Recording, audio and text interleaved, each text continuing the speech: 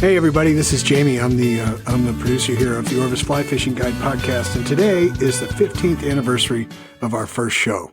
Tom and I recorded 15 years ago today, and we didn't think anybody would listen, so it's really short. It's only 5 minutes, which is really fun for me because now our shows top out at, I don't know, an hour and a half, sometimes up to almost 2 hours.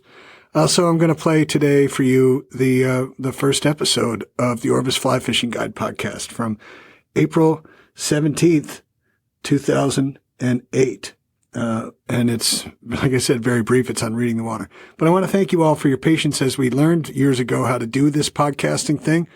Some of the episodes have much higher quality than the others. And some of the humor isn't as funny as we thought we were back then. But I appreciate all of you for listening. Thanks for all your memes, all your contact with us, all of your questions, and all of your tips for other fly fishers. What a great community we've built here over the last 15 years. So thanks to Tom Rosenbauer, and thanks to all of you for listening. Talk to you soon. Welcome to the Orvis Fly Fishing Guide podcast with Tom Rosenbauer, bringing you tips, tricks, and techniques to help you get the most from your time on the water.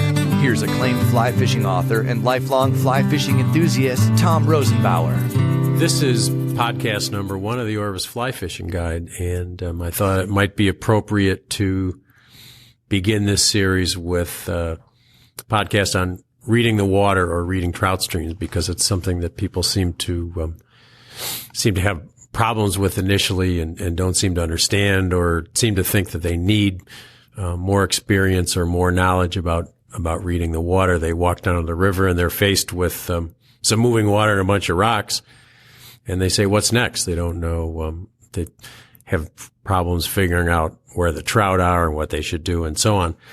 And I find that a lot of novices in particular worry about entomology and learning the insects. And I always tell people that instead of worrying so much about learning about bugs, learn a little bit more about trout, because trout are a lot more interesting than bugs. And that's what we're out there to do, is catch trout, not catch bugs, unless you want to go around with an insect net all day long. And some people do that. But trout are a lot more interesting than bugs. The problem is that trout are more difficult to study. It's tough to find books or magazine articles about trout, except in the scientific journals, particularly trout feeding behavior. And it's a lot easier to study bugs. There's a lot of articles and books on bugs, and you can turn over rocks and poke and prod the bugs and put them in a jar of alcohol. But trout are more difficult. And the way you learn about trout behavior is to some degree in books. I've written a couple about reading the water, and they include quite a bit about trout feeding behavior, but a lot of it's still in the scientific journals and inaccessible to most of us. So the way to learn about trout feeding behavior is to watch trout. And by watching trout and learning about their behavior, you'll then go on to learn how to read the water, because you'll know what a trout needs and what they do. So there's really only a couple things that you need to understand before you begin your quest in learning how to read the water. And that's what a trout needs to go about their daily life. And also you need a basic understanding of hydraulics, what water does when it encounters a surface.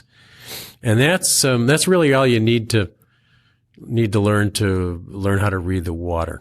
So a trout needs food. They need food. They need fairly constant access to food. And then they need protection from predators. And they also need, for a brief period each year, a place to spawn to pass their genes on to the next generation. But that happens in a fairly brief period of time and doesn't usually affect the way we fish for them. I think that protection from predators or overhead cover is overstressed a lot of times when we talk about reading the water.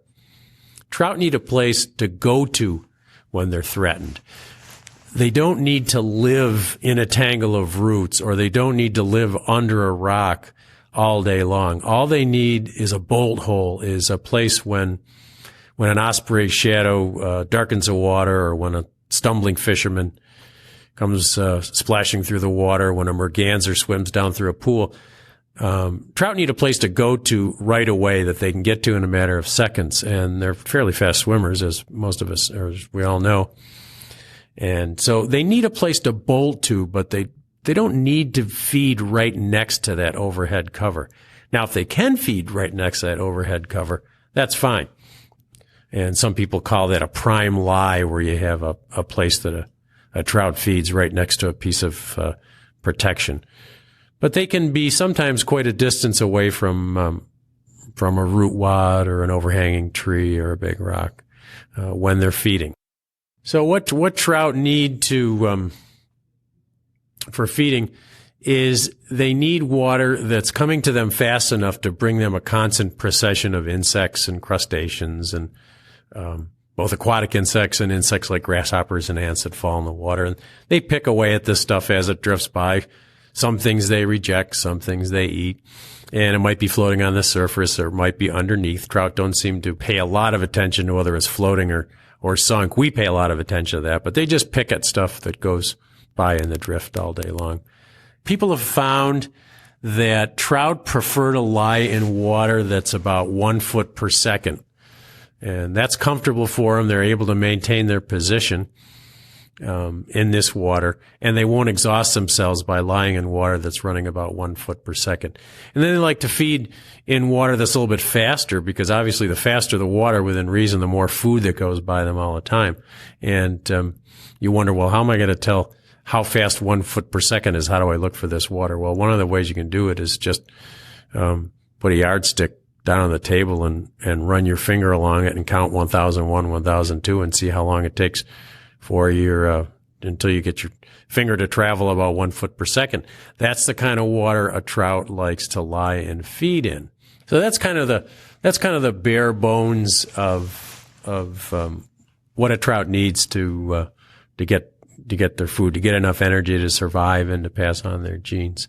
And for our next podcast, we'll talk a little bit more about the hydraulics of moving water, and how that affects trout, and how that helps you to read the water and hopefully have more fun when you're fishing. Thanks for listening. We'll see you next time. Thank you for listening to the Orvis Fly Fishing Guide podcast with Tom Rosenbauer.